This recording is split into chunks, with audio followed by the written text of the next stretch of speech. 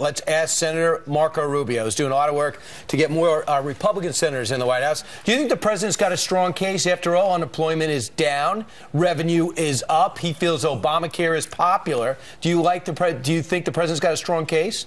Well, let me tell you why I know he doesn't have a strong case. None of these candidates are campaigning with him. If, in fact, his policies were working out so well, they'd all want him to come into their states and campaign with him. And, in fact, they either don't want him to come, or when he comes to their states, they all out avoid him. Why aren't they campaigning on these things? Why aren't they bragging about Obamacare in their ads? Instead, they want their campaigns to be about all sorts of other issues. Sure. Look, here's the bottom line. This country is not doing as well as it should be doing. This new century, this should be an American century. This is a country right now that should be creating millions of jobs. We shouldn't have to be forcing companies to stay here in this country, and a lot of them are now leaving us because of our tax code and so forth. We're in a position where we are not fulfilling our potential as a nation or as a people. This should also be an American century. This 21st century is an exciting time. We are not taking full advantage of all of the opportunities of this new era, and a lot of that is because of flawed policies of big government that this president and his allies in the Senate have pursued. Right, and you know, Senator, when the American people really are feeling it, despite what the president is saying, and you look at the poll results here, when asked, well, how do you feel about the president's job on the economy? You have over half, 55%, disapproving about what his policies have done to the economy. You know, and then you have over almost 60%, 59% in another poll here, dissatisfied with how things overall are going in the country.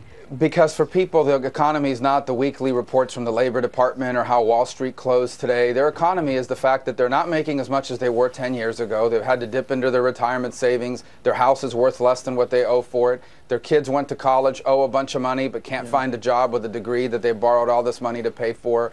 They're stuck in jobs that make $11, $9, $10 an hour and have no way of making more money because either those jobs are not being created or they don't have a cost-effective way of acquiring the skills they need for a better paying job.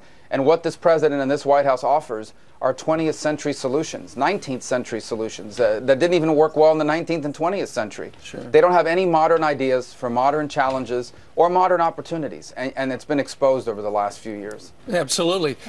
Senator, yesterday, we were sick of Brian. We sent him out of town. Right. He wound I didn't up know that was the reason. Is that true? He wound up going down to the Dallas-Fort Worth area. He talked to former President George W. Bush, and he had this to say about his brother. Listen to this.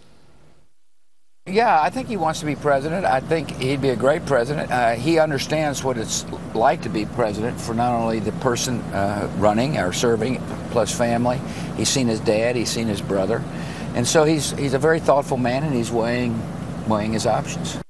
Okay, so if Jeb Bush decides he's going to run for president, what does that do for Marco Rubio? Well, I don't think Jeb Bush or anybody else, for that matter, would make up their minds based on who else is running, and I wouldn't either. You know, for me, the decision's never been about the title. It's been about where is the best place for me to further the agenda I believe we need to be furthering, an agenda that allows us to fulfill this nation's potential in the 21st century. Is it in the Senate? Is it running for president? I don't know the answer to that yet. It's something I'll have to think about. I imagine he's going through the same exact process right now. Right. I'm sorry, I didn't mean to interrupt. I just know in the past you looked at, and if I always sensed that he was a little bit of a mentor towards you, and you might have trouble running against him, where Paul Ryan said, if Mitt Romney's in, I'm out. And Mitt Romney says, if Jeb is in, I'm out. Does Marco Rubio have one of those if-and flow charts? No, I have a lot of respect for Governor Bush. As you said, we have a long-term relationship. We're friends. We've never actually even talked about this topic. We talk about education and all sorts of other reforms. But the bottom line is, whatever decision I'll make will be based on me and not on whoever else is running. But certainly he would be a very formidable candidate. All right, very good. Awesome. Marco Rubio joining us today from South Florida. We know you're busy out raising money for a bunch of candidates. Sir, thank you very much for joining us on this Friday. Thank you. Thank you. Always great to see you.